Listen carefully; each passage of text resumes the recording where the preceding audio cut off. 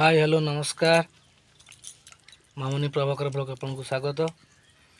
आज सोमवार आम खाइबा बसचु। सोमवार सादा आइंस हुए। मामुनी रोषे करची। मामुनी आउ मो सान पु गुड्डू बस खायापी।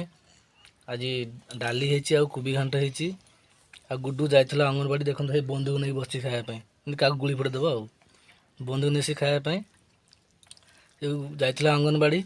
अंगनवाड़ी कौन खाई अंगनवाड़ी कौन खाई? डाली भात। डाली भात माने आमर सोमवार सादा हुए।